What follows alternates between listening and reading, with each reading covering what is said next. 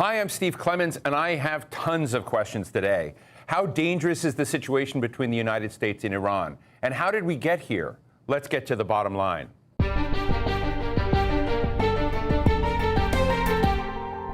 It's hard to believe today, but less than 4 years ago, there was hope that major conflict with Iran was off the table. The major world powers had signed a deal constraining Iran's nuclear program, and a new chapter in U.S.-Iranian relations was being written. Or so that was the thinking. Well, think again. After a radical change of administrations in the United States, the tearing up of the nuclear deal with Iran, and the assassination of one of Iran's top generals, are all bets off? And does anyone know where we're heading? Fortunately, we have three people in the room who have all the answers to these questions. Vali Nasr is professor of Middle East Studies at Johns Hopkins University and author of the Shia Revival, which foresaw much of the tension in Iraq that we're witnessing today. Dunne is director of the Middle East program at the Carnegie Endowment for International Peace and a former U.S. diplomat in Cairo and Jerusalem. And Matthew Brodsky is a senior fellow at the Gold Institute for International Strategy here in Washington, D.C. Thank you all so much for being with us on this important topic. Matthew, let me start with you. I am interested in whether or not the course we're on today in the Middle East is one that makes sense. Are we on the verge of war with Iran? Well, first of all, everything fits under the umbrella of preventing Iran from getting a nuclear weapon, which is a deal that we had in place, actually kind of fast-tracked that and left them really close to being able to have a nuclear weapon at a certain date, legalized it. Everything that you've seen from Iran in recent times is because of our maximum pressure campaign of economics, strangling their economy, basically. We want Iran to come to the table and have a negotiation over their nuclear program and over human rights abuses and over their rogue behavior throughout the region and other issues as well. The thing is, what they've been doing is what Soleimani has been doing for so long is essentially leading ethnic cleansing campaigns as a terrorist from Iran throughout the region. You could not have the 500,000 dead in Syria without Soleimani and without Iran's help there. Vali, we clearly had different tracks between where the Obama administration was going and now where the Trump administration was going, although the Trump administration looked like it was pulling out of the Middle East. Now it looks like it's getting back in. But with regard to this point that Matthew said about Iran's nuclear weapons capacity, its intentions, where it's going, I mean, I'd love to get your sense of whether U.S. interests are being served by both the killing of Soleimani and what we're seeing as the repercussions of that. No, first of all, let me say there's no ethnic cleansing policy in Syria. I mean, let's not just keep throwing adjectives there to justify the assassination. There was a war in which there's a lot of refugees, and refugees is not an ethnic cleansing issue. And let's not also forget that the United States was collaborating with General Soleimani in Iraq to fight ISIS and in parts of Syria. There are points at which he was on the ground, supported by American air cover, fighting ISIS in towns like But we Taji. took Mosul back and Fallujah back. No, there are actual battles right. in which he and his forces were on the ground, supported by American air cover. So, you know, this is much more complicated. Secondly, the U.S. strategy right now is actually an encouragement, not just for Iran, but for many other countries to go nuclear. Because the Iranians will conclude the only reason the United States could and would assassinate Soleimani is because they do not have the bomb. The only reason why the United States can so cavalierly go about destroying a country's economy is because they have the bomb. In fact, the difference between North Korea and Iran, in their Iranian viewpoint, is that Iran doesn't have the bomb. The reason President Trump can say, I can pick 52 sites and also destroy your cultural heritage in the process is because Iran does not have that kind of deterrence. So if you're sitting in Iran, you would say it was a catastrophic mistake to have the nuclear deal with Obama.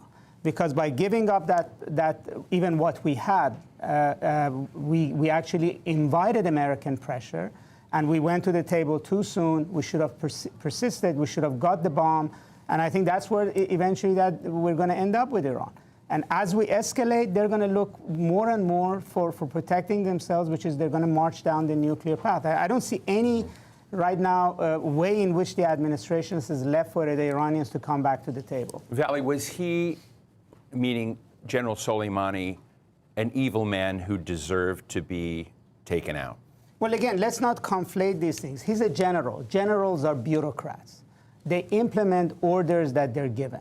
Orders that they, yes. No, the amount of blood in his hands. Yeah, but there are blood. 600 Americans. Even Democratic critics of President Trump all start their statement with, this was an evil man with lots of American blood on his hands. Let's be clear. A lot of them do. Most of them. The question is not whether he's evil or not. The question is not he's evil or not. The question is not that a general is responsible for killing civilians or soldiers in another team. The question is that, we shouldn't start, make a decision and try to justify that decision by adding adjectives that somehow justify. First of all, if he was evil, he should have been tried.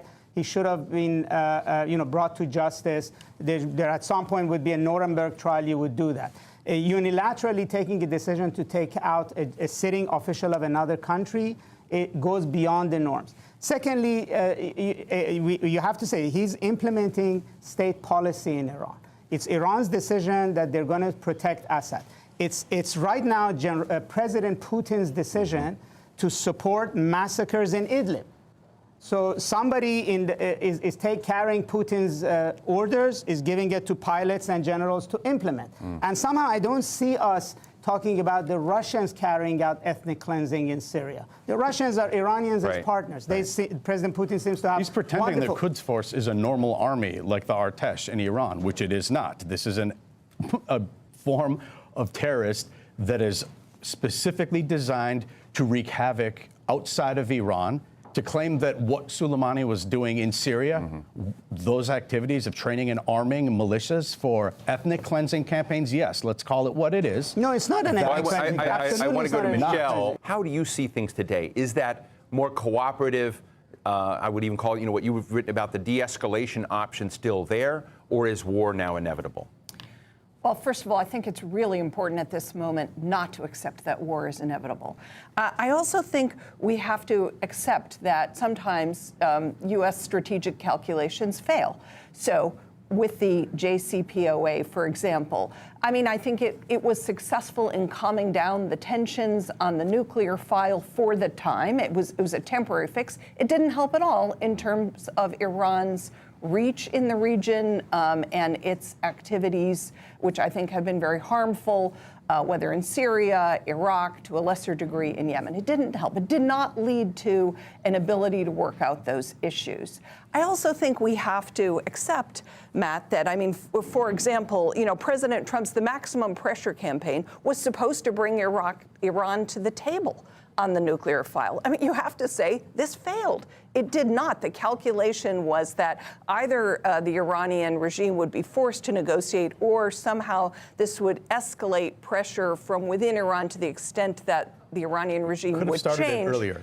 And neither of those things happened, even though, there was a lot of pressure on the regime from Iranians, but not to the extent that it was going to bring about regime change. So, and I think that with the Qasem assassination, it's been another failure. I personally think it's wrong from a moral point of view. I don't think the United States should be assassinating the officials of other countries, even if, and it's certainly true that Qasem had a lot of blood on his hands. Okay, I'm not going to defend him, but so I think it's wrong from that point of view, but also just strategically. It has, I don't know how Secretary Pompeo can go out and say that Americans are safer now than they were before he was assassinated. That's this raises the interesting true. question of whether this was a feel-good impulse done on a moment's notice without broader strategic planning. And Matthew, you think strategically. Let me just put this to you. If you were to plan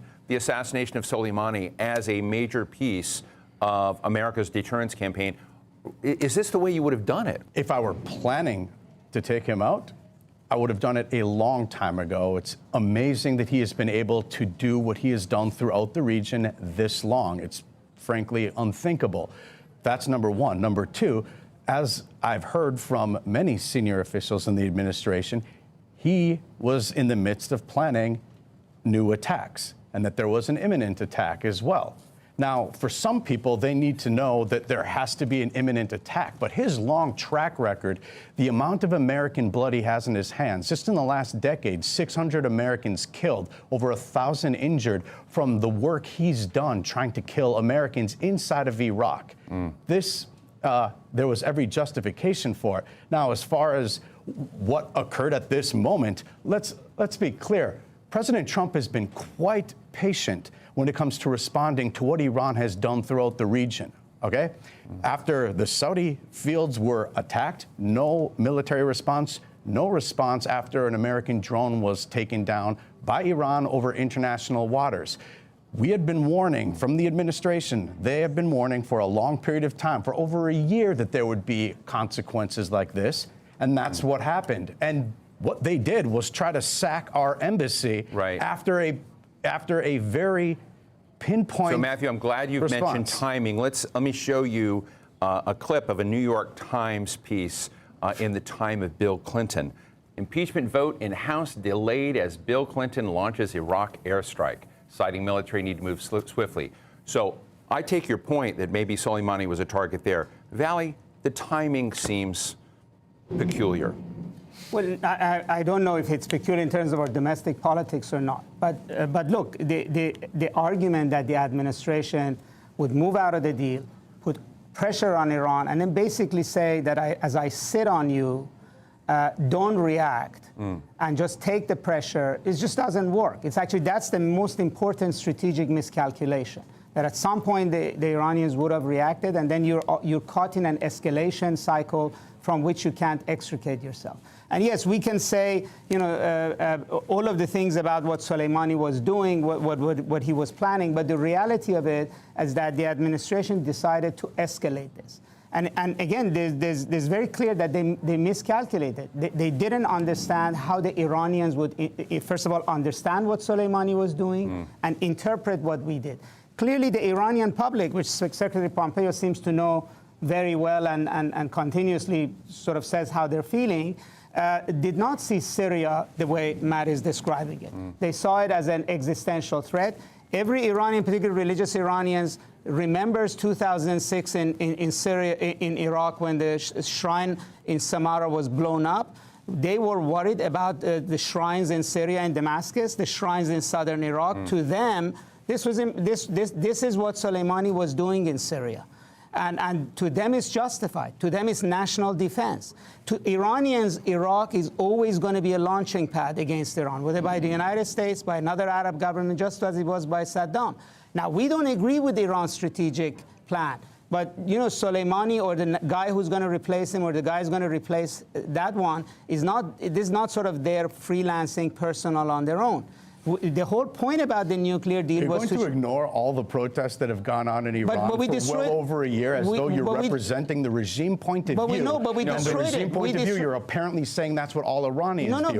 But we destroyed it. I think what's going on is that there's a domestic dimension, a domestic political dimension to both of these, both inside Iran. I've been watching these protests in Iran, both against the government. So let's talk about the domestic political dimension in Iraq, where they've been protesting against Iran's presence. There have been protests throughout the region. Politicians as well. But where they go, instead of building on that, we undermined it.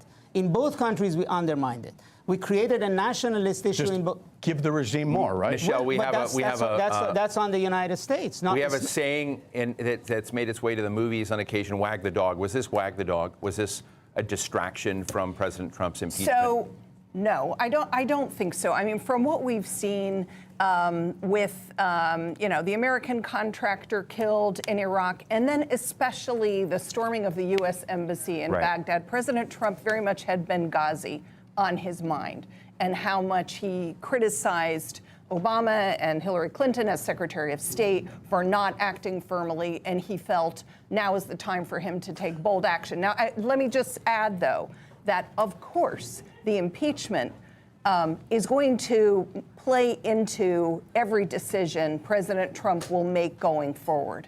It will be an element there. I sort of doubt that he did this only because of the impeachment, but let's face it, that's going to be very much in his mind. You raise a very important point about Iraq and the solvency of Iraq, America's stance and position in Iraq. We are there today not through a status of forces agreement, but between an exchange of letters between the President of the United States and the Prime Minister. Is that fragile now? And in the end, are American interests served or not served if we have to withdraw from Iraq? Well, so first of all, I mean, that's another element that one wonders whether the President and the Secretaries of State and Defense thought about that, thought about the fact that they were doing this in Iraq and what it would do to U.S.-Iraqi relations and U.S.-Iraqi military cooperation. I don't know whether they even took that into account, but obviously it's If Soleimani had been killed in disaster. Syria, would you view the situation and the fragility differently?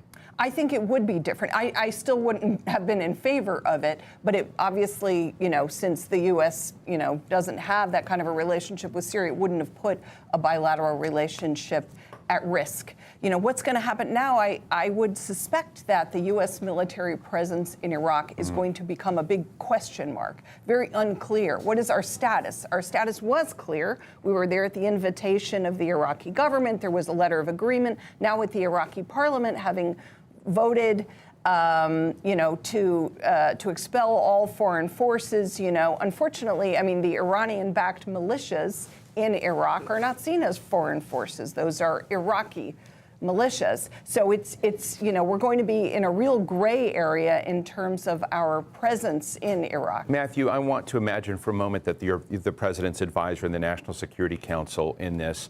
Foreign Minister Zarif was scheduled and invited to participate before this incident happened at the UN Security Council. Do you think it helps America's case in the eyes of the world or hurts it to deny him a visa, to deny Zarif an opportunity to get to the United Nations? Yeah, I have no problem if Zarif is not allowed anywhere close to the United States.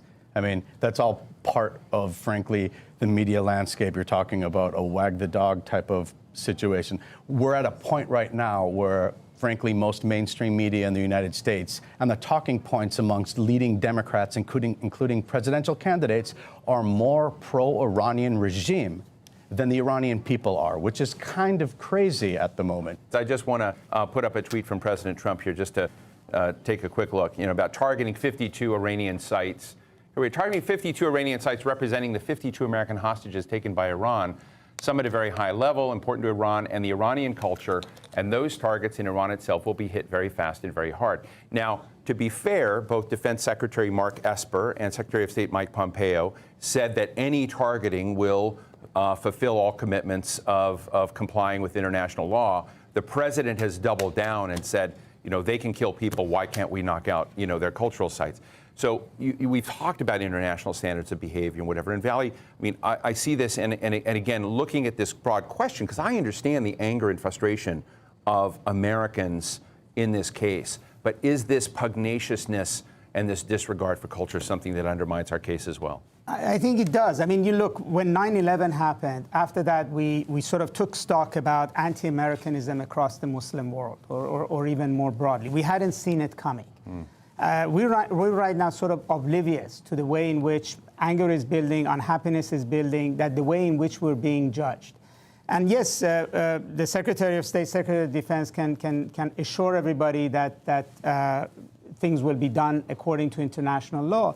But the president is going out of his way as sort of the most strongest communicator around the world through these tweets to say that we might do something that we condemn ISIS for doing, which is destruction of cultural things, that we're going to go after the foundations of a people. I mean, the cultural sites don't belong to the Islamic Republic of Iran. They're the heritage of the Iranian people. And so you basically are picking on a people. So if Indonesians, Egyptians, Chinese, Japanese, you can go across the gamut. They're watching us. And I think at some point in time, maybe past President Trump, the United States will pay a cost for undermining its own image and also the norms. Michelle? Yeah, I mean, frankly, what's worrying about this to me, I hope the United States will not do this. It seems far-fetched, frankly, at least at this stage, assuming things don't escalate too much more. It's hard to imagine the United States doing this, taking out cultural targets in Iran. What worries me about the president's tweet is, where did he get this idea? In our last couple of minutes, I'd love to get a snapshot from each of you on what you think the next moves are. And It's often said that Iran invented chess. Matthew, I've listened to Javad Zarif, who did an interview with Al-Jazeera, and he seemed pretty calm. He said, we're going to deliberate, we're going to take our time, we're going to move slowly, we're going to pick targets, but there will be a response. And I'd be interested in how you see the next steps that Iran is going to make and what the U.S. response needs to be. No, I think Iran will lash out, or maybe it'll take its time. Hopefully, the leaders will think about the fact that the U.S., from what Trump has tweeted and how we're positioning forces, that our gloves are off, and we're not going to simply allow them to continue attacking the United States and our allies throughout the region. So that would be a smart moment for Iran's leaders to figure out it's time to come to the table and negotiate, because the president has said they will neither get a nuclear weapon nor can they target Americans with impunity anymore, which is what they've been doing, and that's the most important message to come out of this. Vali? Well, I think the whole escalation came as a surprise. So I don't think they had an immediate response in mind, and they're going to deliberate. I think Matt is correct that there's not going to be immediate. I don't think they can come to the table without some kind of a saving face. It's ironic. In other words, they can't come to the table after this without showing something. So even if the United States... Showing what? The killing of a general? No. They might be something symbolic, but they have to show their own public that they didn't take a punch to the face and didn't respond. In fact, if the United States is interested in diplomacy, it'd have to calculate that there has to be that step. But I think Iranians... But I just want to zero in this for a moment. I mean, if Iran taking a strike, showing face, involves the death or killing of significant leadership of the United States. That's not what I'm talking about. So what would that look like? Well, it might be I don't want to venture. It might be a symbolic attack on some site, or it might be a cyber attack. It might be something where they can basically say, okay, we responded. Now we're satisfied. Now we can move to the step that Matt is suggesting. That's not how it works. Well, no. If it doesn't work, no. I said if it's going to work. Even if we have a conception of diplomacy, they're not going to surrender because they're not going to survive. And we've seen in this region, whether in Libya, in Syria, in Iraq, dictatorships don't go quietly. They don't just sort of pack their bags and go. So if this becomes an existential issue, they're going to fight to death, and then we're going to end up in scenarios that Michelle was saying. But also, I think the Iranians are interested in deterring. If they don't do anything at all, they fear that President Trump thinks there's absolutely no cost. Then why not take out the supreme leader next? Why not go for... So I think that's the dilemma, and that's why it's not going to be an immediate response, but they will have to give a response because they cannot credibly come to the table as a defeated party. That's not going to happen. Thank you. Michelle, I want to get your snapshot of the next steps. Okay, so first of all, I hope that that Iran takes into account right now that most Americans don't want war with Iran. We're still at a place in the United States where predominantly the American public, and I would say most of the American Congress, is very opposed to going to war with Iran.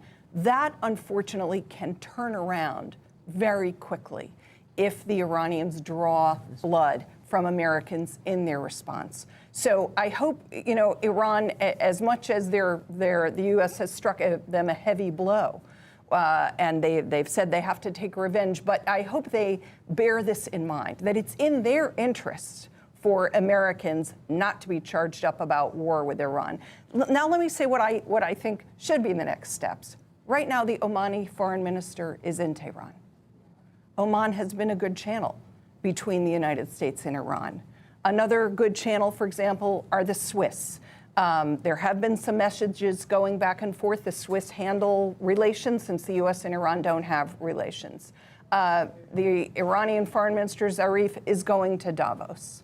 Will be there. I mean, so there are opportunities for behind-the-scenes diplomacy to take place, and I hope it will take place before another blow is struck that, Just finally, takes Michelle, us does into new Iraq territory. stay in Iran's hands? Is that, well, I don't think Iraqis want to be in Iran's hands. Unfortunately, by doing this, we have strengthened Iran's hands in Iraq, and I think we're going to have to think about how to reverse that. And we'll have to end it there. Great conversation. really very constructive. I'd like to thank you all for being with us. Michelle Dunne from the Carnegie Endowment for International Peace, Professor Vali Nasr from Johns Hopkins University, and Matthew Brodsky from the Gold Institute for International Study. Thank you all for sharing with us your thoughts on this very, very important set of events that are unfolding. Thank you. So what's the bottom line? Qasem Soleimani's assassination is now forcing a hard look at America's posture in the Middle East. Is America muscling up, sending signals that it's back, taking steps to deter Iran's destabilizing activities around the region? Or is this a punctuation point for further American disengagement, leaving Iran stronger in the long run? We just don't know yet. One can hope, like Michelle suggested, that both sides cool it. But like Matthew claimed, many Americans strongly support Trump's actions. And don't forget that it's an election year. Iran is going to be a White House obsession, both as a distraction from impeachment and because Iran is unlikely to take a hit and not respond. Either way, very rough waters ahead for the entire Middle East, and that's the bottom line.